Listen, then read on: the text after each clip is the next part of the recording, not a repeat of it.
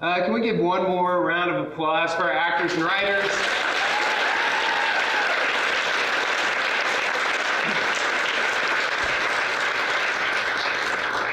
Well, thank you so much for coming tonight. I'm Ben Fort. I'm the head of sketch comedy program at 4-Day Weekend, which is a comedy theater here in Fort Worth and a new location in Dallas.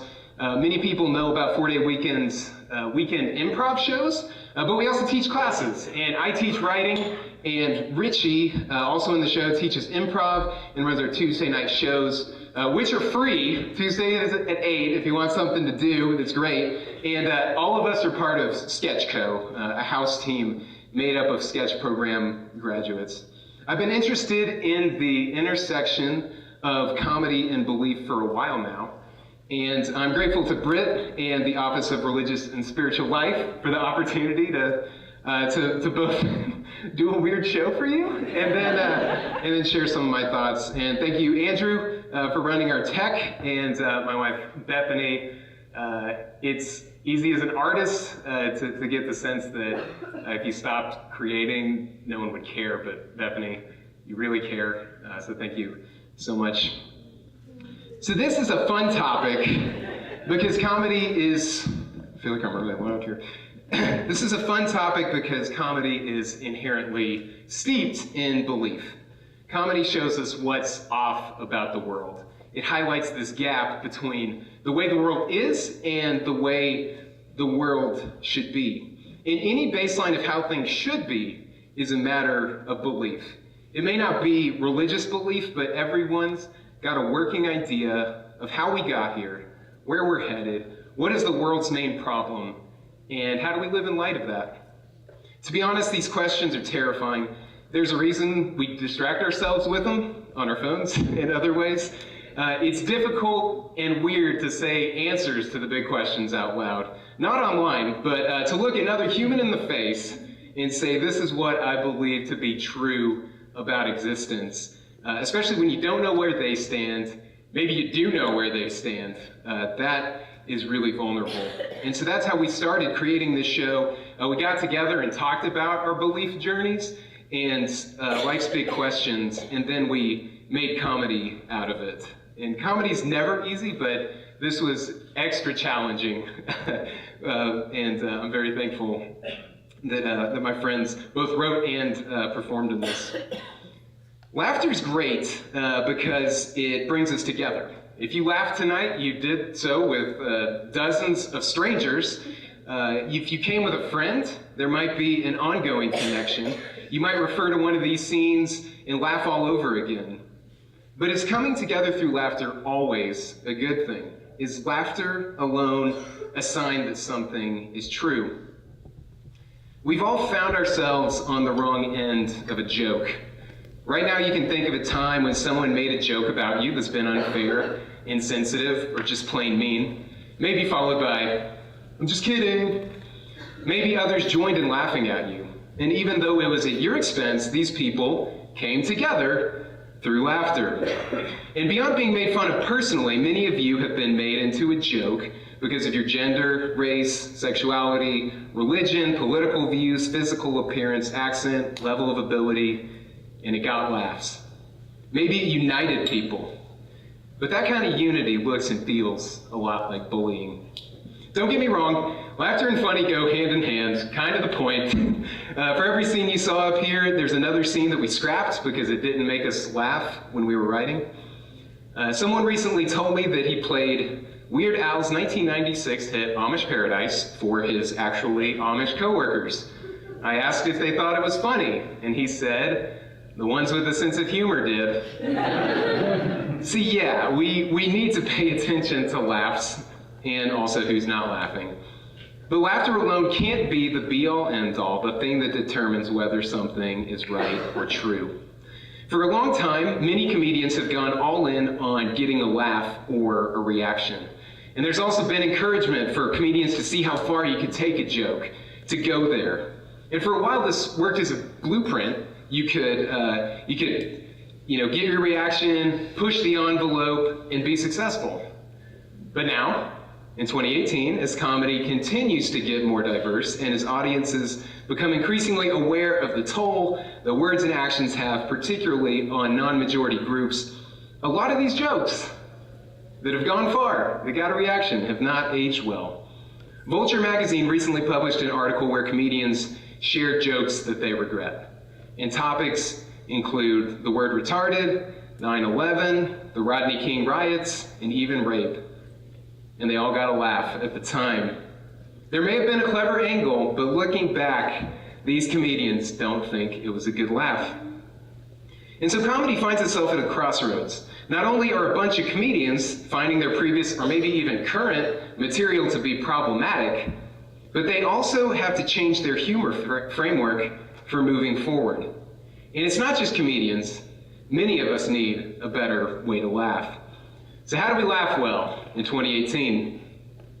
Some people choose an approach to just be careful, because you just can't say certain things anymore. And that's taking a fun thing like laughter and turning it into an HR problem. And worse, you're saying, the way I've been joking is fine, and I just need to protect myself. And what you're ultimately saying is, I don't need to change how I see and joke about my neighbor, just what I say about them out loud. Another approach, one expressed in the Vulture article, is to change with the times, which is better than be careful. You're acknowledging, yes, these are valid concerns, things have been problematic, and I need to change, and that's a good step for now. But what happens when culture shifts again? If you go all in on this new paradigm, on this specific cultural moment, in a few years, you'll find yourself changing with the times all over again. And you may find yourself always a step or two behind. So how do we laugh well in 2018? How do we laugh well in light of our neighbor? How do we joke well in this cultural moment in a way that's not going to leave us scrambling come 2030? Is it even possible to come together and laugh in this exhausting, divided America? It can feel like a hopeless quest, and I'm sorry to tell you that comedy itself does not have the answers. Comedy isn't a source of truth. Truth is something brought in from the outside that's expressed and tested through comedy. Truth is a job for the big questions. How did we get here? Where are we headed? What is the world's main problem? And how should we live in light of that? And that can inform the way that we laugh, the way that we joke, the way that we write comedy. So I don't want to leave this abstract, so I'll share what this has looked like for me in light of my Christian faith.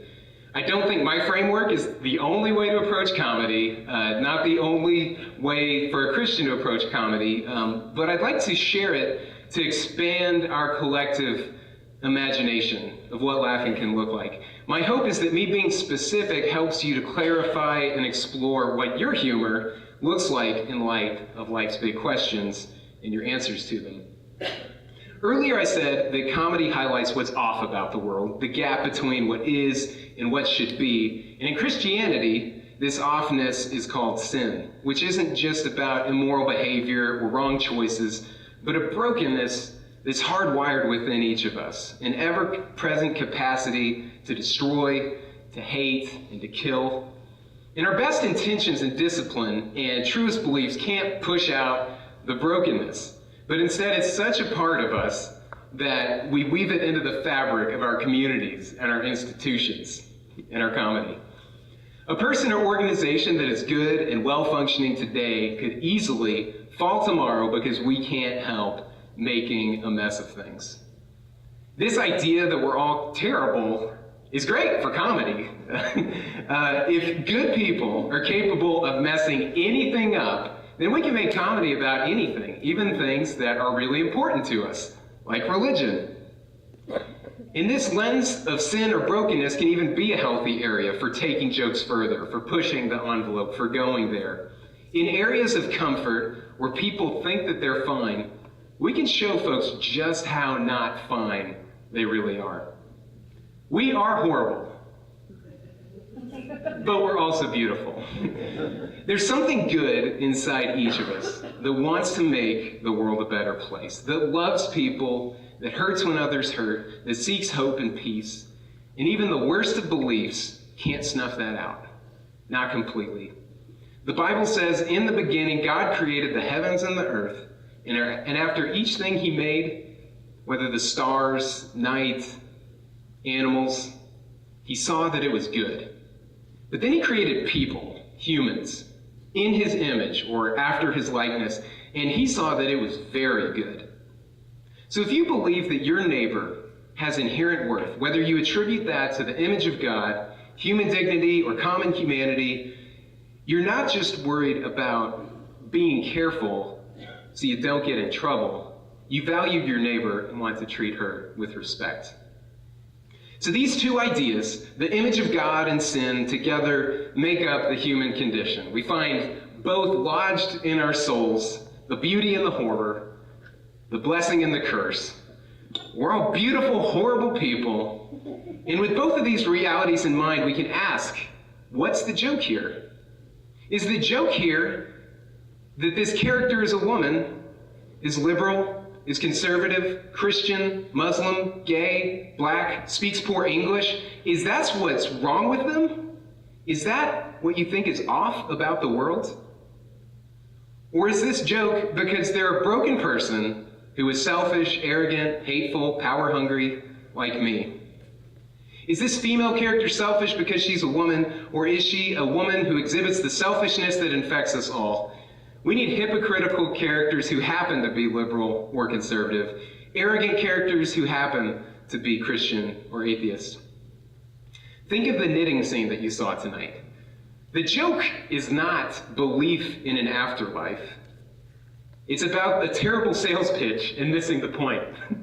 What you do with that belief in an afterlife. And it happens to be about religious beliefs. I personally believe in eternal life, and this scene makes me laugh, not only because I've seen Christians be weird about heaven, or because the Bible is filled with people misapplying Scripture, but I know I can make a mess of my beliefs. I can miss the point, and that character easily could have been me. Our world is broken, and with comedy we can call broken things broken. So yeah, let's use it to expose indifference, racism, sexism, classism, lies, and hatred. But we cannot believe or perpetuate the lie that us and our kind are above any of it. It's not the horrible them who are destroying the world, and it's not the beautiful us that will save it. We're all beautiful, horrible people, and you are a beautiful, horrible person. Do you believe that? This week, pay attention to what makes you laugh, what you joke about, and it'll show you what you believe about things. What online content do you feel compared to share or like? Pause and ask yourself, how does this line up with what I believe? What does this say about my neighbor? What or who is the joke here? And how do you joke about yourself? What do you think is off about you? Are you laughing at yourself because you do weird stuff, human stuff? Or do you think that deep down you're off? Do you think you're a joke? Yes, you're horrible, as we've established, but so are the rest of us, and you're also beautiful, and you are not a joke. In closing, there's room to explore belief through humor, like we did tonight. In comedy, there's room for different beliefs and different approaches. And if your sense of humor is rooted in something that's bigger than you, something true that values your neighbor, when this current cultural moment passes, and it will pass, you won't have to do a complete 180. You won't always find yourself having to be careful or change with the times. And maybe you'll find yourself leading the way, teaching others how to laugh well as times change. Thank you.